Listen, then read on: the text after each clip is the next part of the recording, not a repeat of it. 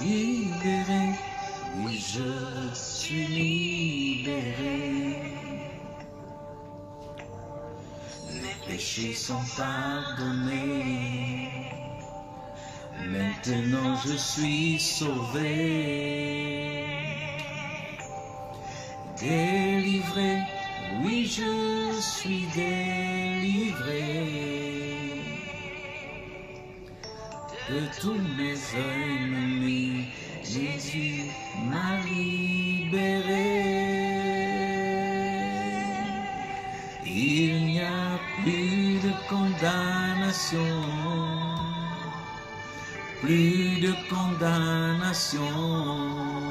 Jésus-Christ a payé ma rançon. Il n'y a plus de condamnation, plus de condamnation. Je suis libéré, racheté en ton nom.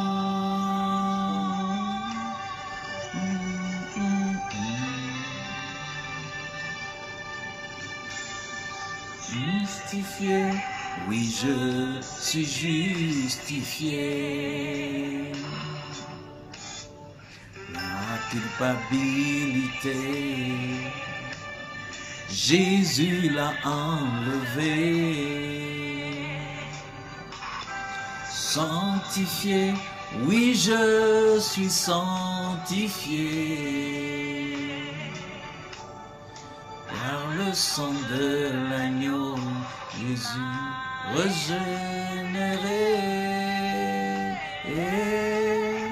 Il n'y a plus de condamnation,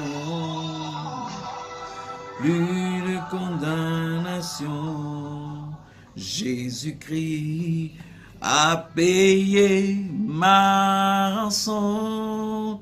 Voilà la merveilleuse nouvelle de l'évangile, Jésus-Christ qui a tout payé. Jésus qui est devenu tout ce que l'homme était afin que l'homme devienne tout ce qu'il est. La divinité qui s'est vidée dans l'humanité afin que l'humanité soit remplie de la divinité. Bonjour, bonsoir, selon le point du monde où vous vous trouvez. Bienvenue à cette nouvelle édition de votre émission à questions ouvertes sur la page Facebook de l'Académie des Vainqueurs.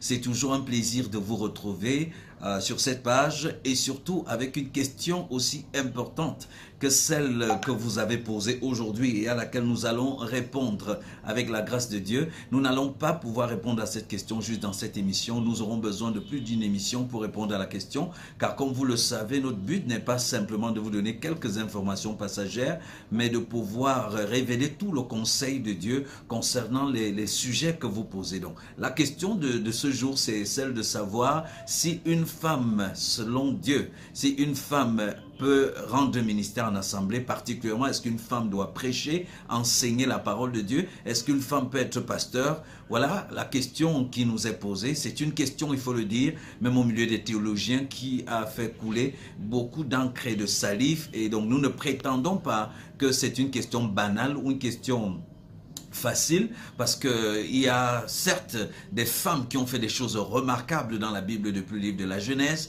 mais il y a des propos tenus par l'apôtre Paul qui sont souvent interprétés justement avec cette compréhension que Dieu ne voudrait pas que la femme enseigne, Dieu ne voudrait pas que la femme rende ministère. Ce que nous voulons faire dans cette émission, ce n'est pas entrer dans une sorte de discussion, de débat, d'arguments, ainsi de suite, mais si vous savez quelle est la vision du ministère Living Stones dans l'Académie des Vainqueurs études composantes, vous saurez que nous sommes focalisés à réintroduire Christ, la personne de Christ seul et son œuvre seulement.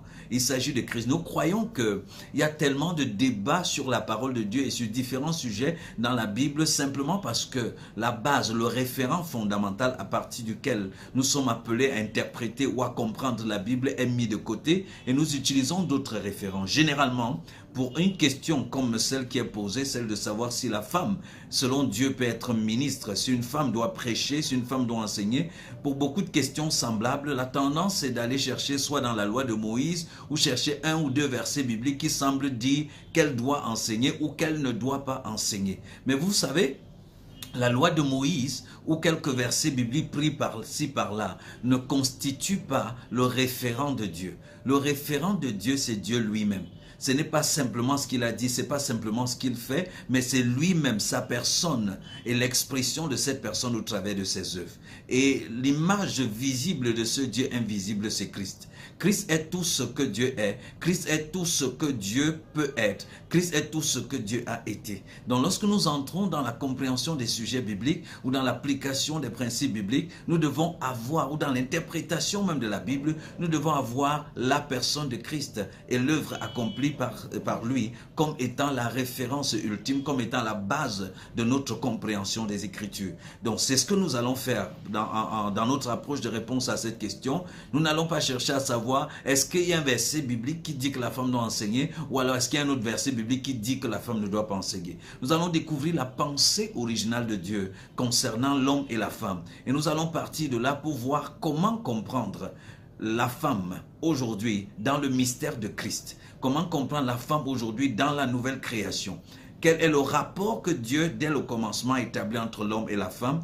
Quel est le but pour lequel Dieu a établi l'homme comme la femme? Et aujourd'hui, en Christ, sur quoi est-ce que nous pouvons nous baser en ce qui concerne le mystère de Christ pour comprendre le type de relation que le Seigneur veut que l'homme et la femme aient et particulièrement le rôle que la femme peut avoir à jouer dans le contexte de l'Église de Dieu. Voilà ce que nous abordons ce soir. Nous laissons encore quelques secondes, le temps pour vous de partager le lien au maximum de personnes. Le maximum de personnes doivent être connectées pendant cette émission. Nous ne voulons pas commencer sans ces personnes. Nous ne voulons pas qu'ils ratent ce qui va être dit. Donc, prenons encore quelques secondes. Partagez le lien sur vos pages Facebook, sur vos messengers, que ce soit WhatsApp, sur Twitter, sur Instagram, partout où il peut y avoir des gens, partagez ce lien. Vous savez, l'Église aujourd'hui, les gens sont en train de chercher le réveil. Les gens prient pour le réveil. Les gens demandent le réveil. Mais nous avons compris que ce dont l'Église a besoin, ce n'est pas d'un réveil, mais d'une réformation. Il faut recanaliser, recentrer l'Église, les personnes qui sont les serviteurs de Dieu, sur le roc séculaire, sur la pierre angulaire, sur la pierre que les bâtisseurs ont rejetée, qui est devenue la pierre angulaire. Voyez-vous, aujourd'hui, plusieurs bâtisseurs d'églises, de communautés chrétiennes continuent de rejeter cette pierre angulaire. Ils continuent de bâtir sans cette pierre angulaire et ça c'est un grand dommage, ça cause un grand dommage. Du coup on est obligé de trouver des choses à gauche et à droite pour essayer d'expliquer les versets bibliques. On est obligé d'aller puiser dans l'expérience de X ou de Y pour essayer d'expliquer les versets bibliques. Jésus est la pierre angulaire, Jésus est le fondement, Jésus est la source, la ressource, Jésus est l'objectif, Jésus est le commencement et la fin. Jésus est tout ce que Dieu est, tout ce que Dieu pense, tout ce que Dieu veut dire, tout ce que Dieu a voulu dire, tout ce que Dieu dira. C'est Jésus lui-même. En lui habite corporellement toute la plénitude de la divinité. En lui habite corporellement toute la plénitude de la divinité. Donc il n'y a rien en dehors de Jésus. Il n'y a rien à aller chercher en dehors de la personne de Christ et l'œuvre qui exprime cette personne à l'endroit des hommes que nous sommes. Voilà un peu déjà à la base ce que nous verrons planter. Et comme je le disais, le lien, partagez-le au maximum parce que dans quelques secondes, nous allons commencer à décortiquer, à creuser dans la parole de Dieu pour comprendre la pensée originelle de Dieu concernant l'homme, concernant la femme et continuer et développer pour répondre à la question, est-ce qu'une femme peut être ministre de la parole? Est-ce qu'une femme peut être pasteur? Est-ce qu'une femme peut enseigner la parole de Dieu? Merci de rester et d'être toujours connecté à la page, à notre page Facebook. Voilà. Nous continuons à écouter justement une femme. Elle s'appelle Maggie Blanchard dans cette belle chanson Libérée. Est-ce que Jésus a libéré la femme ou elle doit continuer de fonctionner comme c'était le cas dans le judaïsme? Nous allons découvrir tous ensemble cela à la lumière de la parole de Dieu.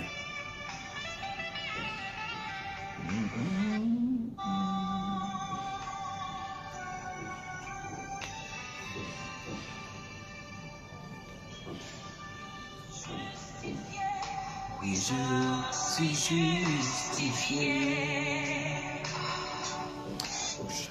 Ma culpabilité, Jésus l'a enlevé.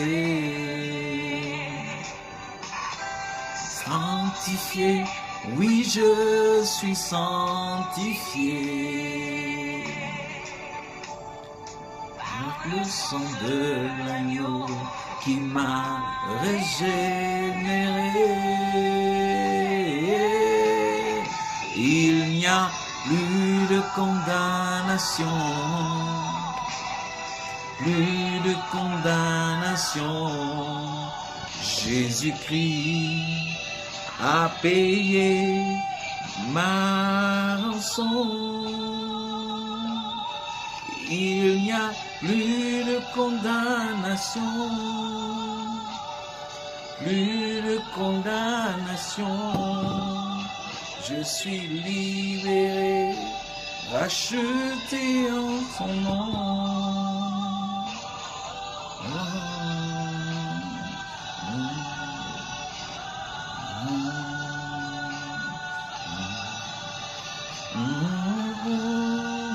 Voilà, merci.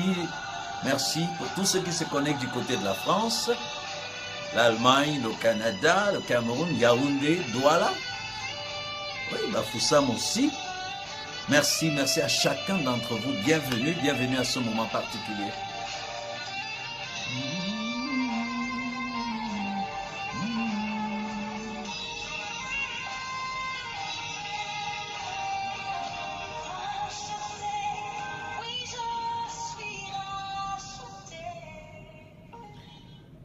Voilà, pour tous ceux qui viennent de se joindre à nous, c'est l'émission à questions ouvertes, une émission des ministères Livingstones dans son département, l'Académie des vainqueurs.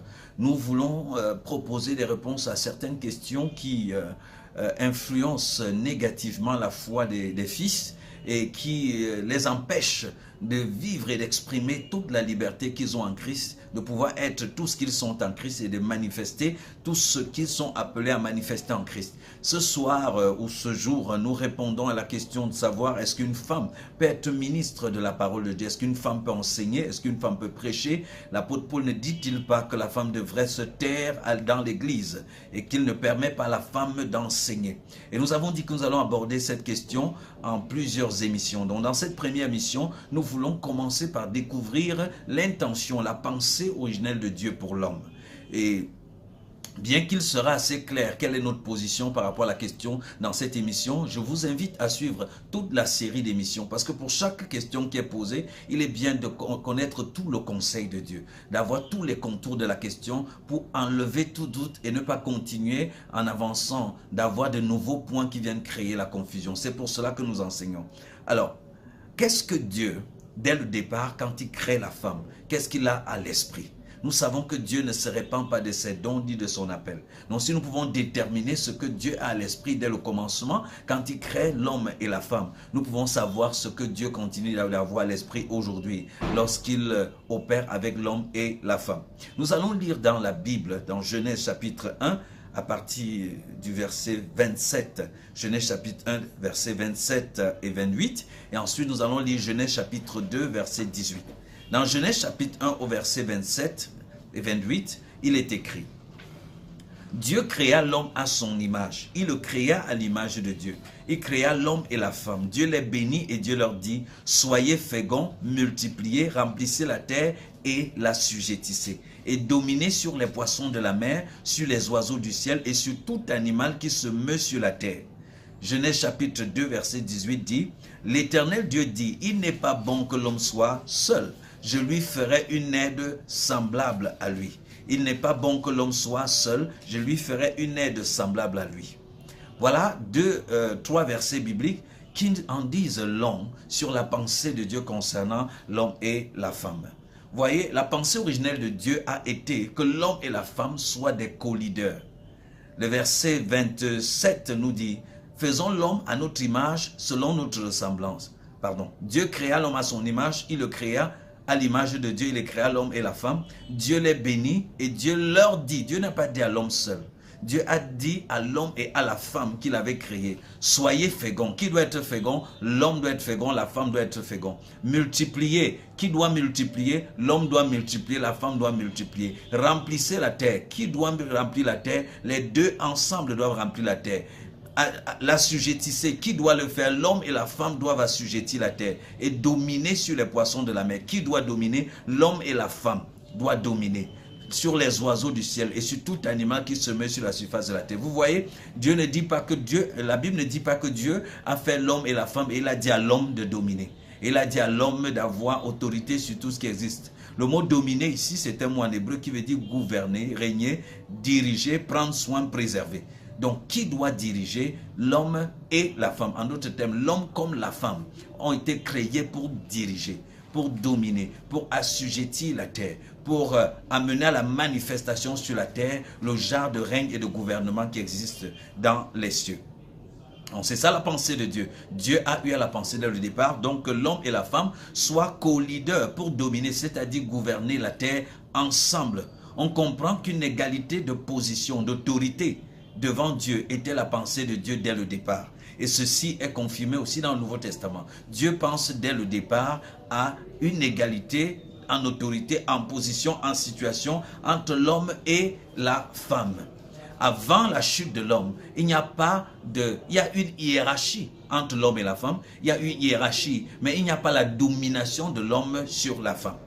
La domination vient après la chute. Après la chute, nous lisons, la Bible dit à la femme que tes désirs se porteront vers ton époux. En d'autres termes, tu vas désormais devenir dépendant de lui. Tes désirs vont se porter vers lui et il va dominer sur toi. Mais ce n'était pas le cas avant la chute. Donc le fait que l'homme domine sur la femme, le fait que l'homme considère la femme comme inférieure, le fait que l'homme estime qu'il peut faire certaines choses que la femme ne doit pas faire, c'est une conséquence de la chute. Mais avant la chute, l'homme et la femme sont collaborateurs, l'homme et la femme sont liés. Ce que l'homme doit faire, la femme est appelée à faire. Mais quand la chute arrive, parce que la chute est passée par la femme, il y a donc une hiérarchie de domination qui est établie. Dieu dit maintenant que la femme, tes désirs vont se porter vers ton mari. Et puis ton mari va dominer sur toi. Ce qui veut dire que si la rédemption se produit, si on est racheté du péché et de ses conséquences, et que nous sommes restaurés, il ne devrait donc plus avoir cette domination, il ne devrait donc plus avoir la question des désirs de la femme qui se porte vers son mari et du mari qui domine sur la femme. Voyons un peu ce qui est dit dans le Nouveau Testament. Dans 1 Corinthiens chapitre 11, à partir du verset 3, voici ce qu'écrit l'apôtre Paul. Il dit, je veux cependant que vous sachiez que Christ est le chef de l'homme, que l'homme est le chef de la femme et que Dieu est le chef de Christ. Christ est le chef de l'homme. L'homme est le chef de la femme et la femme, Dieu est le chef de Christ. Christ est le chef de l'homme et l'homme est le chef de la femme. Dans Éphésiens chapitre 5 verset 22, à partir du verset 22, il est dit, femmes, soyez soumises à vos maris comme au Seigneur, car le mari est le chef de la femme comme Christ est le chef de l'Église, qui est son corps et dont il est le sauveur. Or, de même que l'Église est soumise à Christ, les femmes aussi doivent l'être à leur mari en toutes choses. Marie, aimez vos femmes comme Christ a aimé l'Église et s'est livré lui-même pour elle, afin de la sanctifier par la parole, après l'avoir purifiée par le baptême de l'eau, afin de faire paraître devant lui cette Église glorieuse, sans tache, ni ride, ni rien de semblable, mais sainte et irrépréhensible. C'est ainsi que les maris doivent aimer leurs femmes comme leur propre corps. Celui qui aime sa femme s'aime lui-même, car jamais personne n'a haï sa propre chair, mais il la nourrit et en prend soin, comme Christ le fait pour l'Église, parce que nous sommes membres de son corps. C'est pourquoi l'homme quittera son père et sa mère et s'attachera à sa femme, et les deux deviendront une seule chair. Donc nous disons que avant la chute, il y a certes une hiérarchie. L'homme est créé avant la femme, mais il n'y a pas la domination de l'homme sur la femme. L'homme étant chef de la femme, le mot chef c'est le mot grec alphée qui veut dire la tête, le responsable. Donc l'homme est le chef de la femme de la même façon que Christ est le chef de l'Église. Et Christ est le responsable de l'Église. Et Christ en tant que le chef de l'Église s'est sacrifié pour cette Église, s'est donné pour cette Église. Donc c'est très important pour nous de comprendre toute la pensée de Dieu ici. Alors pour ces versets que nous venons de lire, il y a des vérités très importantes que nous devons ressortir. Nous sommes en train d'essayer de comprendre la pensée initiale de l'homme, de Dieu pour l'homme et pour la femme. Donc il y a dans ces versets établissent qu'il y a un modèle. Il y a un modèle relationnel, il y a un modèle de relation, de fonctionnement qui doit régir l'homme et la femme. Et ce modèle est calqué du modèle de fonctionnement de la relation entre le Père et le Fils. Dieu est le chef de Christ. c'est comme ça aussi, de la même façon que l'homme est le chef de sa femme.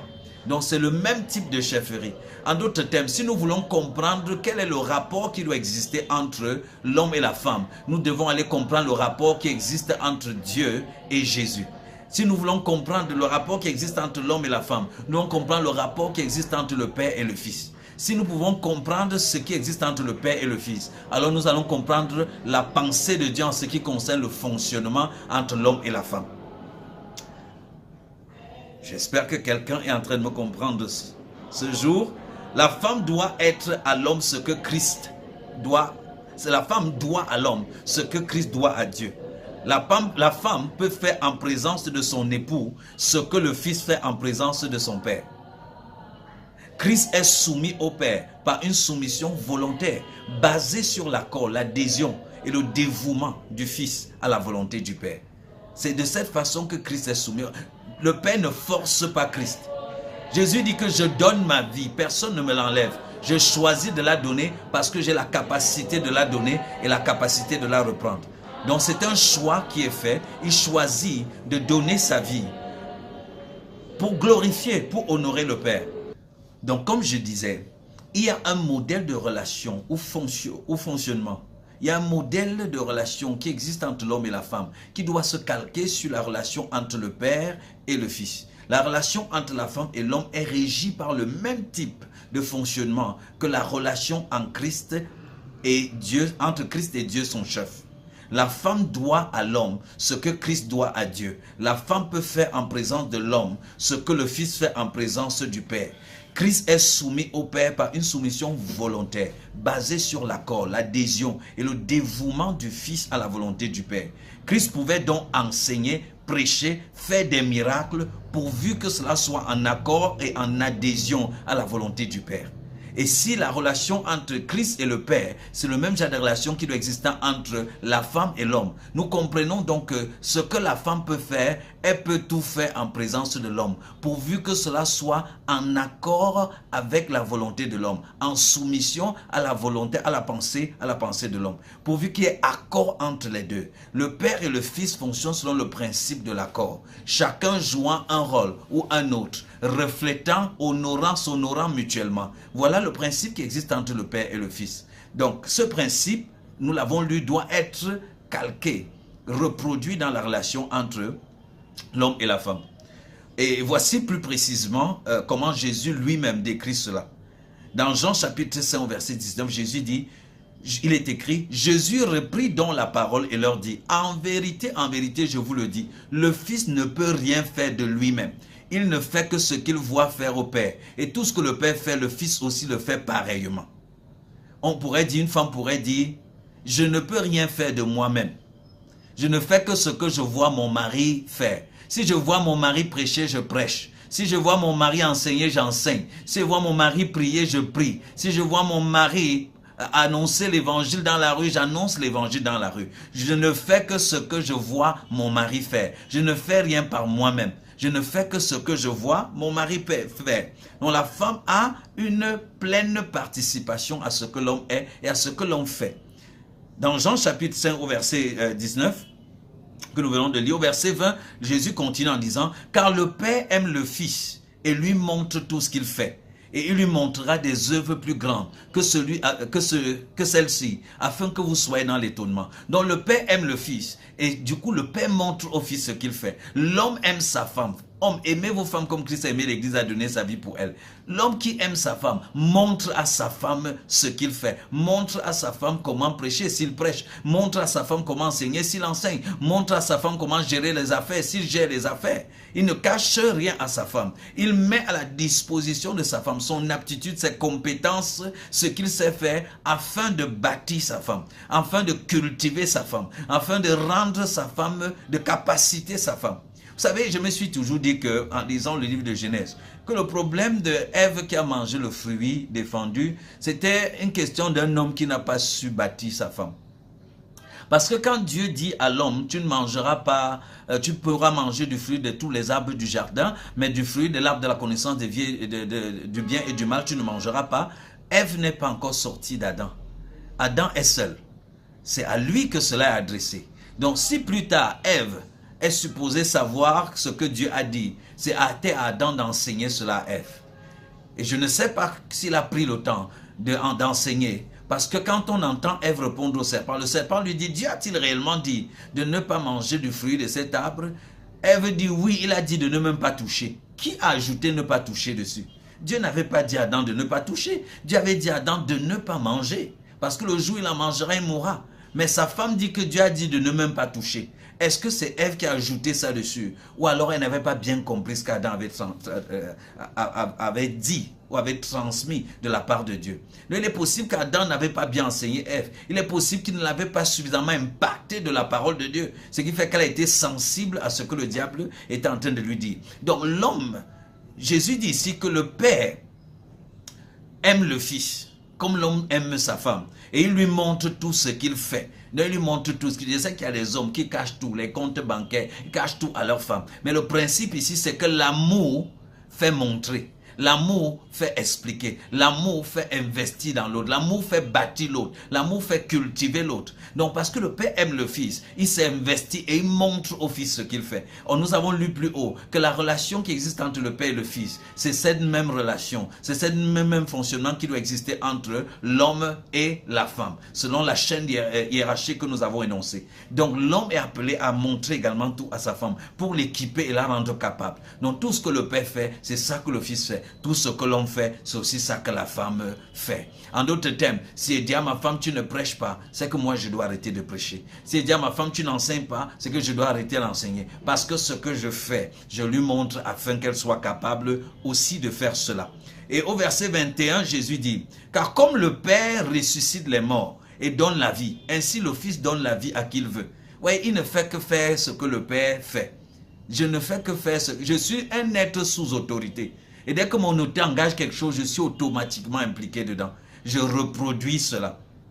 Au verset 22, il dit, le Père ne juge personne, mais il a remis tout jugement au Fils. Donc il y a maintenant les choses que le Père ne fait même pas, mais il a donné au Fils de faire. Le Père ne juge personne, il a donné tout jugement au Fils. Pourquoi il a donné tout jugement au Fils? Parce qu'il a confiance au Fils. Il a transmis au Fils tout ce qu'il avait. Un homme qui a bâti sa femme, qui a équipé sa femme. Un homme qui a communiqué à sa femme ce qu'il faut. Un homme qui reconnaît le don, les capacités de dépôt de Dieu dans la vie de sa femme, est capable de laisser sa femme gérer certaines choses, même s'il n'est pas impliqué là-dedans, parce qu'il a confiance dans le dépôt. Le verset 23 dit, afin que tous honorent le Fils comme ils honorent le Père. Donc le même honneur qui est dû au Fils, au Père, c'est le même honneur qui est dû au Père, c'est cet honneur qui est dû au Fils. Donc la femme fait ce qu'elle fait, de sorte que le même honneur qui est dû à son mari, lui est aussi dû, parce qu'elle fait exactement ce que son mari fait. Elle est capable de faire ce que son mari fait. Celui qui n'honore pas le Fils, n'honore pas le Père qui l'a envoyé. On ne peut pas honorer la femme, honorer l'homme et ne pas honorer la femme. Celui qui n'honore pas la femme, n'honore pas l'homme et n'honore pas Dieu.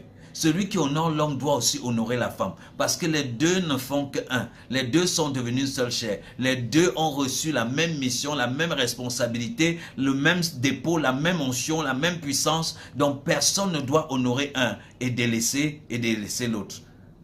Gloire à Dieu. Est-ce que quelqu'un me comprend? Donc Christ dans sa personne et son œuvre est l'expression en fait visible du Père. Toute femme est donc elle aussi en sa personne. Et ce qu'elle fait, l'expression visible de son époux selon le Seigneur.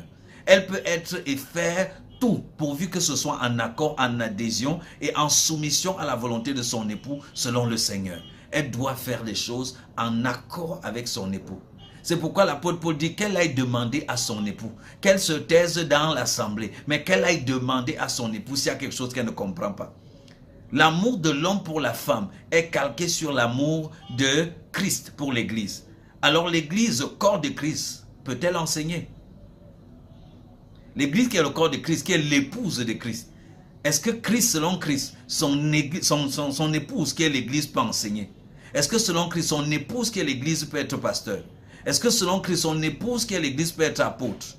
Est-ce que selon Christ, son épouse qui est l'Église peut être évangéliste, peut être docteur? La réponse est un brillant et un assourdissant oui. Jésus-Christ n'a pas dit que non, il n'y a que moi qui vais enseigner dans l'église. Vous allez faire toutes les autres tâches, construire les paroisses et tout, mais moi seul je viendrai enseigner. mais moi seul je viendrai faire ceci. Non, ce qu'il a, il dit, Père, la gloire que tu m'as donnée, c'est cette gloire que je leur ai donnée. Pourquoi il vient habiter en nous? Pour que nous soyons capables d'exprimer tout ce qu'il est et d'accomplir tout ce que lui il accomplit. Donc une femme est à son mari ce que l'Église est à Christ. Et si je veux comprendre comment Christ veut que je fonctionne avec la femme, je dois chercher à comprendre comment lui-même il fonctionne avec l'Église, son épouse, sachant que les noces n'ont même pas encore eu lieu. Donc pour l'instant c'est une sœur avec qui Christ fonctionne. Comment il traite la sœur? Avant même que le mariage n'ait lieu, Christ a déjà donné des responsabilités. Allez, faites de toutes les nations des disciples. Guéris les malades dans mon nom. Je te délègue tout ce que je suis, tout ce que je peux faire. Christ a délégué sa capacité, sa responsabilité, sa mission, son autorité, sa position. Il a tout délégué à son épouse. Pourquoi les hommes ont si peur? Ont si peur que les femmes fassent ce qu'ils font et que parfois elles fassent même mieux. Pourquoi les hommes paniquent-ils? Ils devraient se réjouir d'investir dans leurs femmes, de bâtir leurs femmes, de déléguer à leurs femmes et de pouvoir voir la femme faire ce qu'il fait et faire même encore mieux. Jésus dit, celui qui croit en moi, il parle à l'église, il dit, celui qui croit en moi fera les œuvres que j'ai faites et il en fera même de plus grandes. Le désir doit être que ta femme fasse même plus que ce que tu as fait, qu'elle déploie plus d'onction que toi, qu'elle soit même plus pertinente que toi. C'est comme ça, c'est la joie d'un leader, c'est la joie d'un responsable, de voir ce que tu es en train de bâtir, exceller, atteindre le meilleur de leur potentiel. Il y a des femmes dehors bien-aimées, chargées de capacités, chargées de dons, de talents extraordinaires, mais qui sont étouffées par des stéréotypes sociaux, qui sont bloquées, qui ne peuvent rien faire. Et l'armée de Jésus-Christ est paralysée de plus de la moitié de ses soldats, parce qu'on est convaincu qu'elles ne sont pas supposées faire un certain nombre de choses.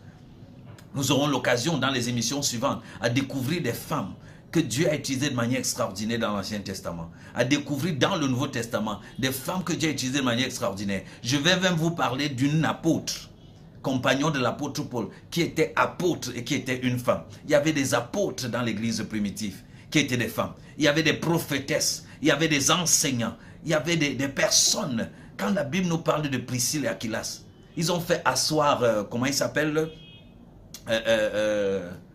ce gars très fort avec la parole là. Nous allons de toutes les façons, nous allons arriver à cette question dans l'une de nos émissions et nous allons voir que dans la parole de Dieu, le statut de la femme, la position de la femme, la responsabilité, la mission même de la femme n'est pas nécessairement ce que nous percevons aujourd'hui. Mais là, dans cette émission, je voulais surtout nous donner, en dehors des débats, en dehors des discussions qui existent sur tel verset ou sur tel autre verset, la pensée fondamentale de Dieu en ce qui concerne la femme.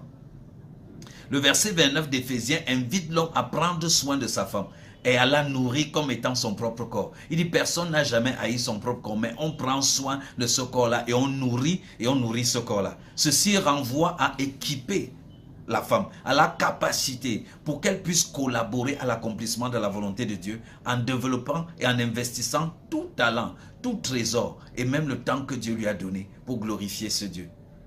Au commencement, je l'ai dit, il y avait une hiérarchie entre l'homme et la femme, mais il n'y avait pas la domination de l'homme sur la femme. Donc nous, et l'apôtre Paul va plus loin, il dit, nous ne connaissons donc personne selon la chair. Dans 1 Corinthiens chapitre 5 verset 16, il dit, ainsi dès maintenant, nous ne connaissons personne selon la chair. Et si nous avons connu Christ selon la chair, maintenant nous ne le connaissons plus de cette manière. Vous savez, en Christ, nous sommes des esprits. Des esprits qui habitent dans un corps et qui possèdent une âme. Mais nous sommes des esprits. Il n'y a pas les esprits hommes et les esprits femmes. Les esprits n'ont pas de sexe. Donc quand tu commences à raisonner en termes d'hommes et de femmes, tu es déjà en train d'être charnel. Quand en Christ, connaissant le mystère de Christ, tu raisonnes en termes d'hommes et de femmes, tu es en train de glisser dans la chair. Paul dit que nous, on ne reconnaît plus personne selon la chair.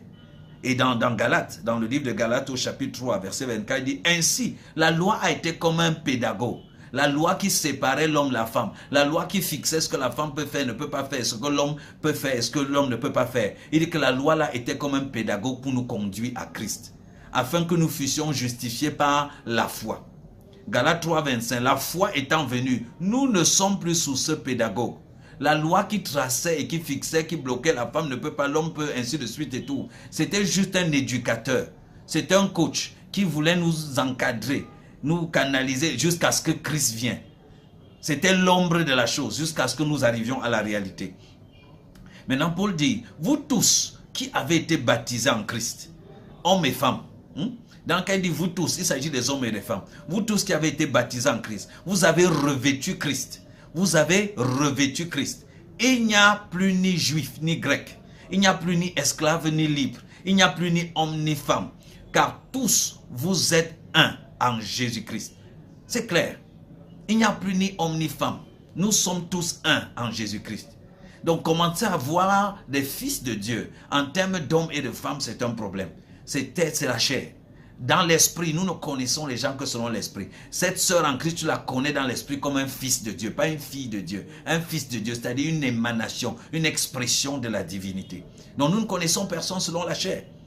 Et si vous êtes à Christ, vous êtes donc la postérité d'Abraham, héritier selon la promesse. Il ne dit pas si vous êtes homme et vous êtes à Christ, non. Si vous êtes à Christ, vous êtes héritier d'Abraham. Vous êtes héritier de la promesse, vous êtes la postérité d'Abraham. Donc ces versets nous permettent aussi clairement d'établir que la pensée de Dieu en Christ, avant Christ, on peut débattre sur tellement de choses, mais en Christ, il n'y a plus ni homme ni femme.